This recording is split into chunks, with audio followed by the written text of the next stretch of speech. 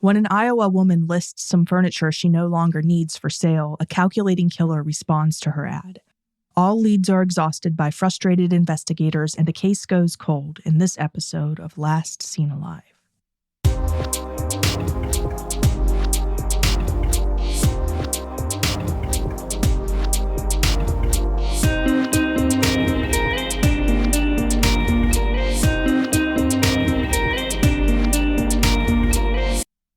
Thanks for listening to Last Seen Alive. I'm your host, Leah, crime analyst by day and true crime storyteller by night. And as always, I'm your co-host, Scott. And I have to say, I thought we were doing a revisited episode here because this sounds oddly reminiscent of one of our other cases given the intro. This is a totally new episode. We've never covered this case before, but there's a reason it sounds so familiar, and we certainly will get into that. Meanwhile, this episode contains discussion on the topic of sexual assault. We won't go into any graphic detail, but still, please listen with care. Patricia Jauron was last seen alive on May 26, 1998. She was 45 years old at the time and lived in Woodbury County, Iowa, just south of Sioux City. She was a lifelong Iowan and had lived in Woodbury County for many years. It was the place where she'd married her husband, Gene, where they'd raised their family, and where she'd enjoyed a decade-plus long career with the local school district. She'd started out with the school district as a library aide and had worked her way up to the position of middle school secretary. She'd even been a member of the school board for several years. That's pretty cool. And for Patricia, her job with the school hadn't just been a way to make ends meet. She genuinely enjoyed working there, mostly because she genuinely cared for the kids. According to what one of Patricia's friends, a teacher at the school, told the Sioux City Journal, for many of the students, Patricia had been more than just a secretary. She'd been a trusted confidant. Patricia had gone above and beyond for the kids, helping them whenever problems arose and even treating minor injuries that occurred throughout the school day. Despite how much she enjoyed her job, though, in 1998, Patricia decided it was time for a big change. Her 65-year-old husband, Gene, had just retired from his long career with the Mid-American Energy Company, and their kids were grown. After many years of hard work and more than 2 decades of marriage, she and Gene would finally be able to enjoy something new together: travel. Patricia resigned from her job, and although she was bound to miss it, she and Gene were on the cusp of many new experiences, and it was an exciting time in her life. And retirement wasn't the only big change happening in the spring of 1998 either. She and Gene had recently moved. Okay. Now, they hadn't moved far. Actually, they had very literally only moved across the street. And they'd done this because an elderly neighbor of theirs named Catherine had died 6 months beforehand and had left them her home. That's actually pretty sweet that they had such a good relationship with their neighbors. You don't really see that very much in America these days. Yeah, well, apparently they did. And after her death, Patricia and Gene decided to move out of their home and into their newly inherited residence across the street. After doing so, they put their old house across the street on the market. By May of 1998, it had been on the market for several months and it hadn't yet sold. While she and Gene were waiting for an interested buyer, Patricia worked on clearing out and selling some unneeded furniture from their old home.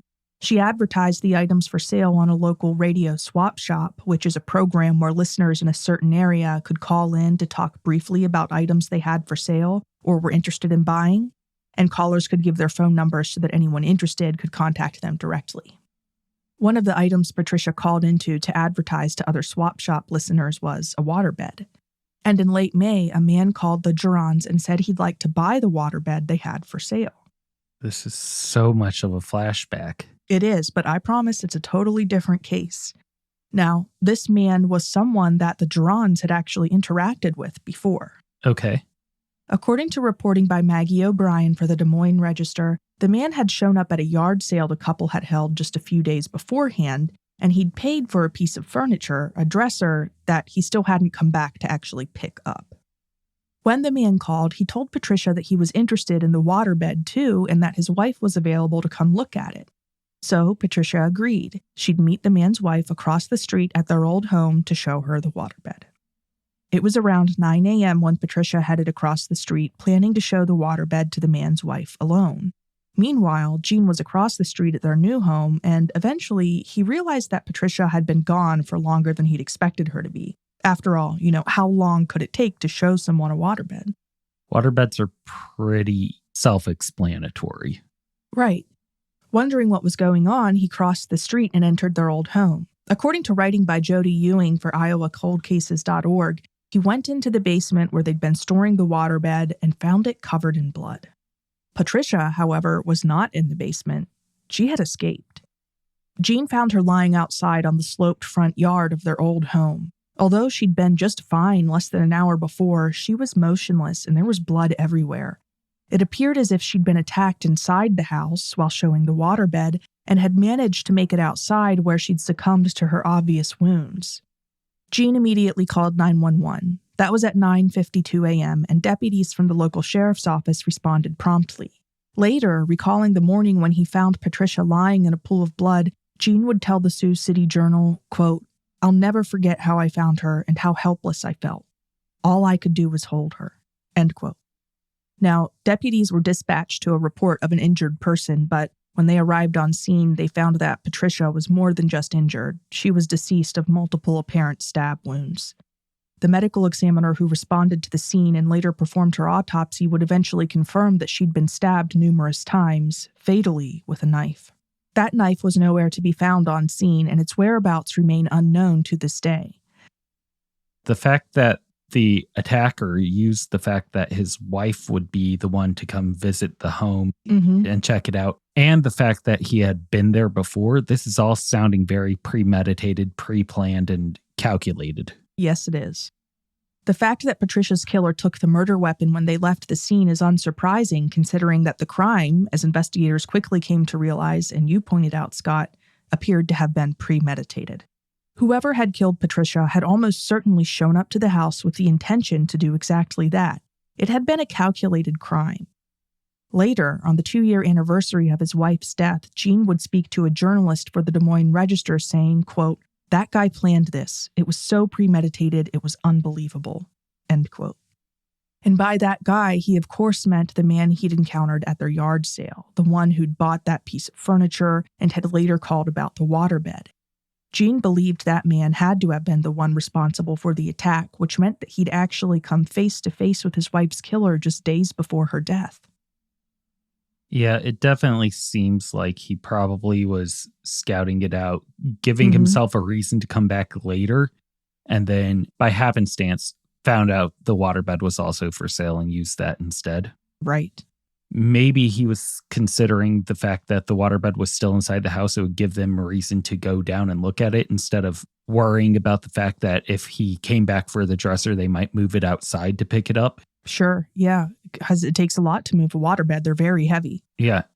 Now, Jean believed that the waterbed call, the whole thing, had been a ruse, that the man had made up the story about having a wife who wanted to see the bed in order to lure Patricia over to the old house so he could get her alone and attack. Perhaps he'd thought that if he claimed he'd be sending his wife, a woman, Patricia would be more likely to go over to the house alone for the meeting. As for why that man would have wanted to harm Patricia, well, Jean wasn't able to imagine a possible motive. The idea of anyone wanting to murder Patricia was simply unthinkable. To say that she led a low-risk lifestyle and was well-liked and respected in her community would have been an understatement. And to say that it was unusual for someone, anyone, to be killed in a knife attack in broad daylight in rural Woodbury County would also have been an understatement. Nonetheless, it had happened, and to one of the last people most would expect. The medical examiner who performed Patricia's autopsy had noted that there were no signs that she'd been sexually assaulted in any way, and investigators had noted that she hadn't been robbed of anything, so there was no apparent motive for the killing. Investigators were baffled. A clearer picture of the attack can be found, however, in some details Jean has shared over the years. In 2005, half a dozen years after Patricia's death, by which point I imagine he was feeling very frustrated with the lack of answers, he participated in an interview with Melissa Lanzarakis of WTIV News Channel 4. In that interview, he revealed the following about what his wife had suffered in her final moments, referring to her killer when he said, quote, "He'd hit her in the head, knocked her down and tied her up. She still had the twine on one arm, but she got loose. He started stabbing. She got out the basement door, and she got out into the yard, and he must have stabbed all the way out." End quote. Okay, so that's very brutal and violent. Yeah, it is. Now, these brutal, violent details add a lot of dimension to the crime as far as I'm concerned, particularly the detail about Patricia's killer tying or trying to tie her up. Killers don't take the time and effort to tie up a victim unless they have a reason for it. Presumably, Patricia's killer had tied her up so that he could control her, and probably also so that he could subject her to some sort of mistreatment while she was under his control. What that mistreatment might have been, I can't know for sure. It sounds as if Patricia fought back and may have escaped before he'd been able to subject her to it. It sounds possible that he may have ended up killing her sooner than he'd hoped to in order to stop her escape.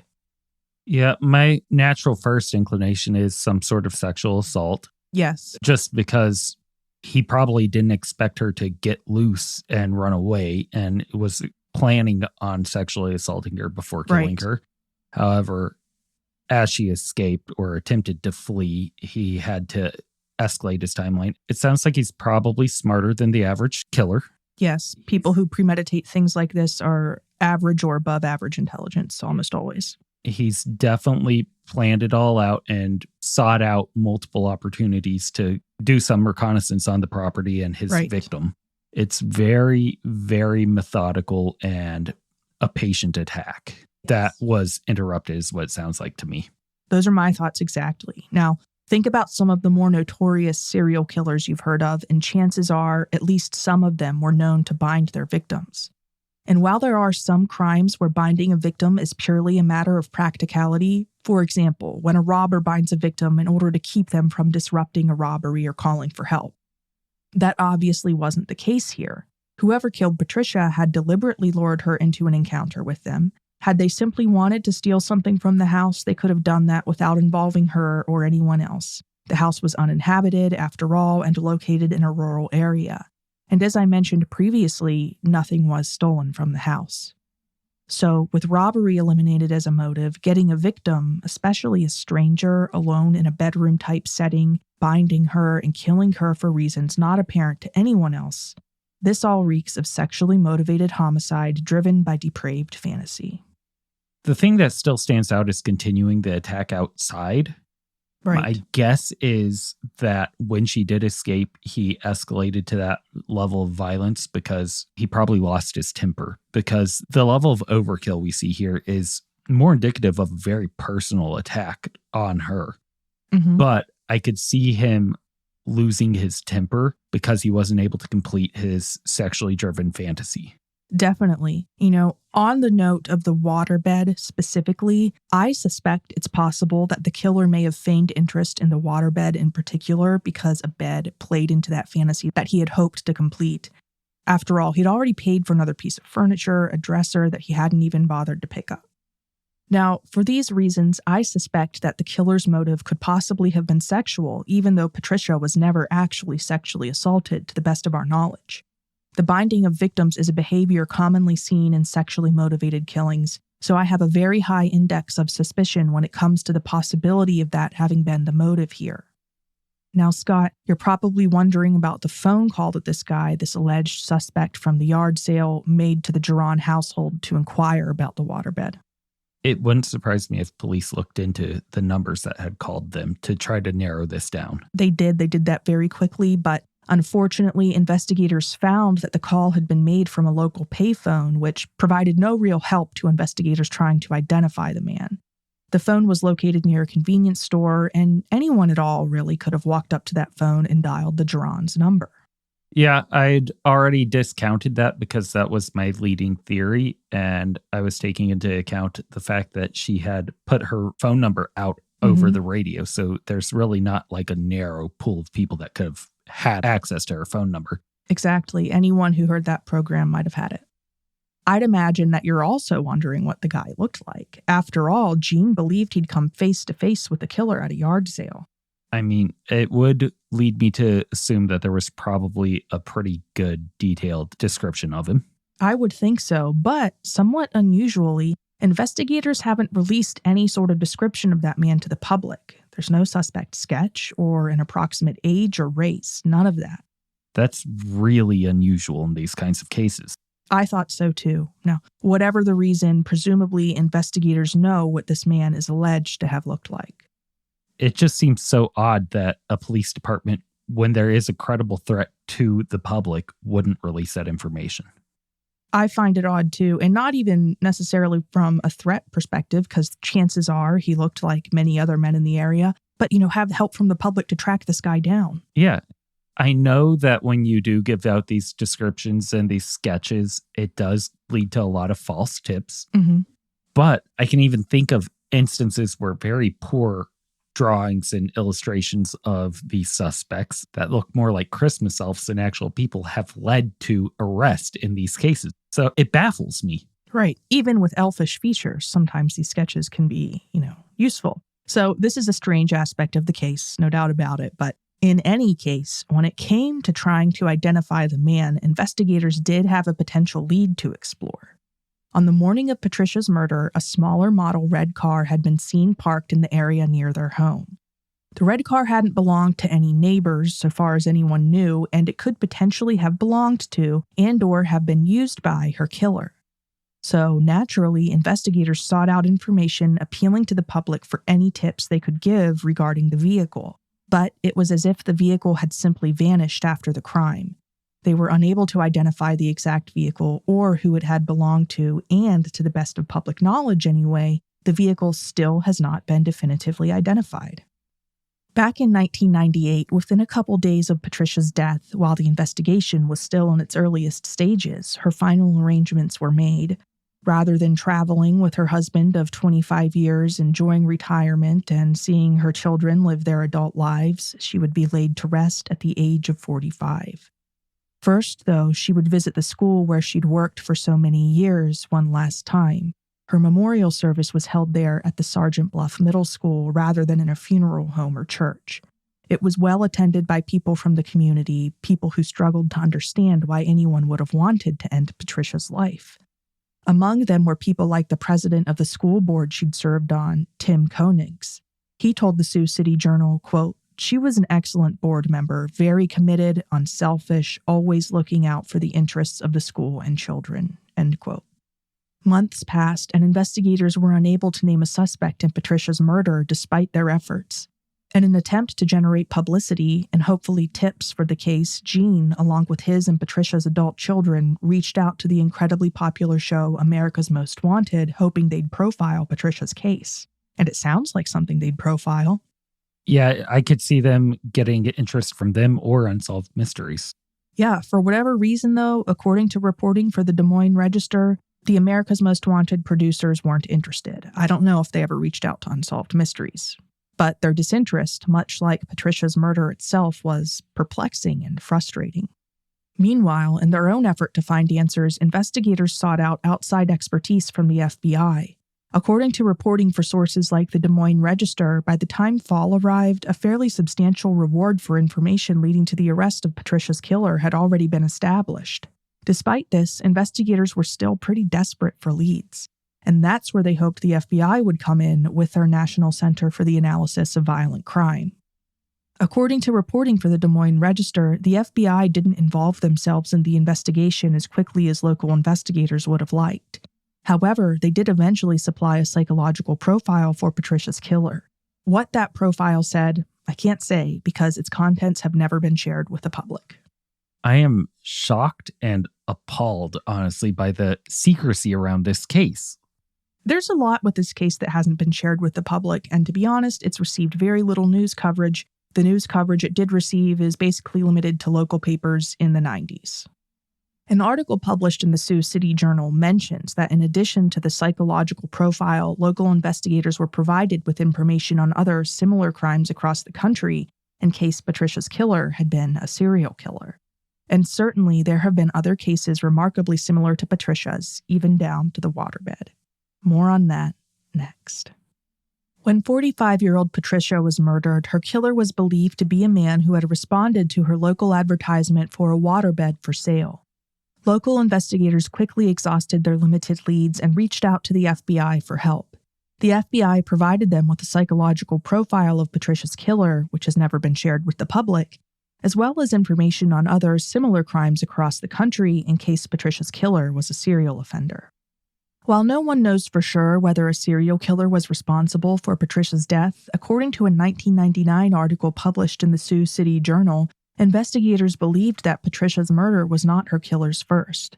They believed he had committed at least one other similar attack prior. And Patricia's murder certainly bears some characteristics in common with many serial murders. She was possibly targeted by a stranger, her murder had been carefully planned and possibly sexually motivated. The kind of person who commits such a crime is, often, not going to stop at just one offense. A couple years ago, we aired an episode on a case remarkably similar to this one, so if you've experienced a feeling of déjà vu while listening to Patricia's story, that's probably why. That episode was about the unsolved homicide of Beverly J., or J. Potter Mintz, a woman who was brutally murdered by a man who'd responded to a for sale ad she'd placed in a local newspaper advertising a waterbed to buyers. Now, was Jay's case related to Patricia's? Probably not. Her murder occurred in 1987 in the state of North Carolina, which is well over 1,300 miles, or more than 2,000 kilometers, away from Woodbury County, Iowa. Still, there were many similarities between her and Patricia's deaths. For one, investigators believe that Jay, like Patricia, was likely killed by someone who was a stranger to her. And like Patricia, Jay had had her hands bound. Her killer had used a length of nylon rope. Also like Patricia, she'd been repeatedly and fatally stabbed. The attack had occurred on the waterbed she'd been selling, and that's where her body had been found by a concerned family member. Additionally, Jay had been sexually assaulted by her killer. There was no doubt about that. The attack against her had unfolded in the way that I suspect Patricia's attack might have had she not managed to escape the house before dying. And Patricia and Jay's cases, wherein they were attacked and murdered, likely by someone responding to for sale ads they'd placed, are not unique. There have been numerous known killers who've targeted victims who'd placed for sale ads, usually in local papers. Local papers, more modernly Craigslist or even Facebook Marketplace, although I will say that using Facebook Marketplace would leave more of a digital signature in today's world. It would, yeah. I've certainly had some experience in my job with trying to track down people who have used Facebook Marketplace to rob people. Yeah, it's not uncommon because it is opening people up to interacting with strangers that have questionable intent at times. I know nowadays many police officers created a safe exchange space that you can go meet these people with. And stuff like this is why. So when it comes to other classified ads killers, take, for example, Bobby Joe Long of Florida. During the 80s, he would frequently peruse newspaper for sale ads and call the people who'd placed them to arrange to view whatever they had for sale. If, when he got there, he was met by a woman and there were no other adults around, he would sexually assault her. And that's just how his crime started. Over a relatively short period of time, he discovered that sex workers were even easier to get alone than women who'd placed classified ads. They also were easy to get to a secondary location, and their absence wouldn't be noticed as quickly as that of the average woman. So when he began killing women, his victims were mostly sex workers. He's believed to have killed at least 10 women in total. With Bobby Joe Long's crimes for perspective, it's perhaps worth considering that Patricia's killer, if they were a serial offender, may also have evolved his methods over time. Many serial killers are known for having targeted sex workers, and he could possibly be one of them, even if he didn't necessarily start out that way. After all, whether the victim is a woman selling an old dresser or waterbed or a sex worker, the motivation behind targeting them is the same. They're easy to get alone. Similarly, there was Paul Runge, a Chicago serial killer known for sexual sadism and cruelty. He targeted many, but not all, of his victims via classified for sale ads he found in local papers. Among his victims were women listing things like houses and sports equipment for sale. On a similar note, there have been numerous cases of real estate agents murdered by killers responding to listings for houses they were showing. Many of you listening have probably heard of one such well-known case, the murder of Canadian real estate agent Lindsay Buziak. Her killers posed as prospective buyers of a home she'd been tasked with selling. And I'm certain that virtually everyone listening has heard of so-called Craigslist killers, as you mentioned, Scott, which is really murderers known to use the popular online classified site as a method of either targeting victims who've placed ads or luring victims to deaths with ads of their own. Both have happened. While the majority of Craigslist transactions go off without a hitch, according to what Peter Zollman, the founding principal of the AIM group, told the Washington Post in January of 2016, quote, 101 people have been killed as a result of Craigslist, end quote. That is a relatively small percentage of Yes, it interactions. is. But it's important to keep in mind that that is solely just the people that have been killed, not people that have been victimized or targeted. Right. And that figure was from a decade ago, so that number is likely higher now. But you're right, either way, it's a very small percentage of transactions. But, it's still concerning. And it's simply a more modern edition of the same appeal that newspaper and radio classifieds held for predators in years past. So could Patricia have been targeted by one of the many serial predators who've used for sale ads as a method of locating and isolating victims? I think it's very possible. It makes me wonder if they'd advertised the yard sale where they'd met her potential killer. I don't know, but either way, just imagine if you were a predator like this. You could drive around on a Saturday morning looking for yard sales, and if you see someone you think you might want to victimize, you pay for a large item and say, hey, I'll come back later. What's your phone number? Yeah, and if you decide that, hey, this isn't a good person to victimize, you don't have to buy anything. Right. Now, this is just one possibility. And when it comes to others, when it comes to any investigation, really, it would only be natural for investigators to consider the victim's spouse as a matter of course. In Patricia's case, investigators have never publicly expressed any sort of suspicion or animosity toward her husband, Gene. Of course, though, the inner workings of the investigation are largely unknown to us, and certain information regarding the investigation, such as the potential suspect showing up at the yard sale and paying for a dresser he never picked up, comes from Gene. With Patricia gone, we don't have a way to verify that statement. Gene was also the last person to see Patricia alive and the one to discover her body. However, in my opinion, which is based off of the information available to us, Gene being responsible for Patricia's death doesn't seem like the most likely explanation. And here's why. It's unlikely that a killer could have pulled off a violent knife attack like the one perpetrated against Patricia without injuring themselves in some way. Such injuries would be likely to include cuts, especially cuts to their hands caused during the repeated stabbings. Injuries could also include scratches, abrasions, or bruises caused by the victim defending herself, or even by the scramble up the basement stairs as he pursued her out of the basement and into the yard. Yeah, I 100% would expect defensive wounds given the fact that she was able to escape the twine and get outside. Right, and I assume that investigators thoroughly scrutinized Gene for any such injuries. Additionally, let's not forget that when Patricia went across the street, it was to meet someone. Investigators know that the call she'd received, allegedly from a man interested in buying the waterbed, actually happened because they traced its origin. Someone really had called the Jauron household from a payphone located outside of a local convenience store. And in a scenario where Gene was responsible for the attack, then what about the buyer? What about the person who'd called? I could assume that it would be possible for him to be out of the house and make that call just to help complete this ruse. That wouldn't be the most far-fetched thing for me, but the one that stands out is the red car. If the red car was somebody that was supposed to be there and neighbors found out about this, wouldn't one of them have come forward and said, hey, they were visiting me, this was who this person was? You would think so, and it seems fairly likely that the caller/prospective buyer, if they did call and they had had nothing to do with the crime, they probably would have come forward to police to say that they had either witnessed something or that no one had been present to meet them to show them the waterbed or whatever the case was. It also would have been pretty risky for Gene to stage a brutal knife attack for a time and location that he was expecting someone to show up. Of course, I suppose one could imagine a scenario in which Gene arranged for that phone call to be made. However, usually when people kill their spouses, there's no carefully premeditated plot involved. Rather, most spousal killings are crimes of passion. Crimes of passion are non-premeditated, violent crimes committed in the heat of strong negative emotion. Yeah, this has all of the finite details that go along with carefully thought out methodical attack, not a crime of passion, not something in the moment.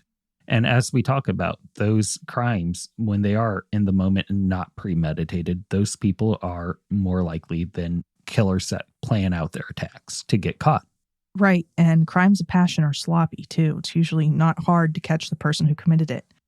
Now, for these reasons, combined with the fact that law enforcement has expressed no public suspicion toward Gene, his involvement doesn't seem to me like the most likely scenario. No, it leaves a lot of questions that haven't been answered. Another possibility is, of course, that the attack could have had something to do with the house that Patricia and Gene had recently inherited from their neighbor. Their neighbor Catherine had left them her residence upon her death, and leaving one's home to a neighbor is a fairly unusual move. It's easy to see how this could potentially have generated animosity or resentment if there had been someone, whether a relative or not, who had felt that they were somehow more entitled to Catherine's home.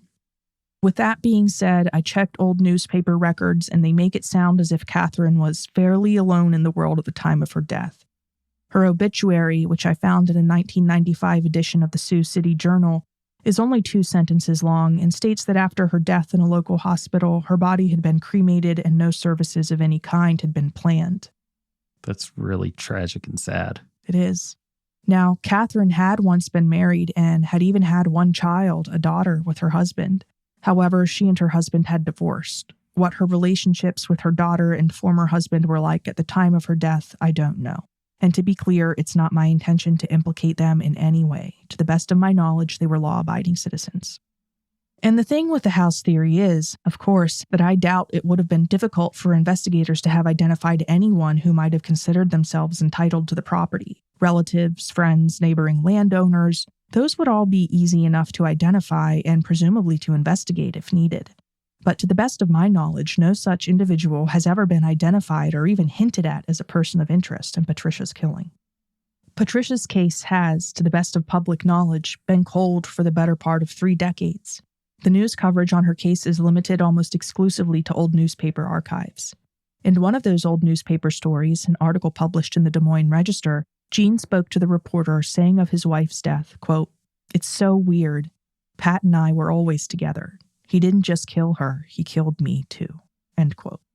In 2013, Gene died, never having received answers regarding Patricia's murder and believing that at least one someone in Woodbury County knew exactly what had happened.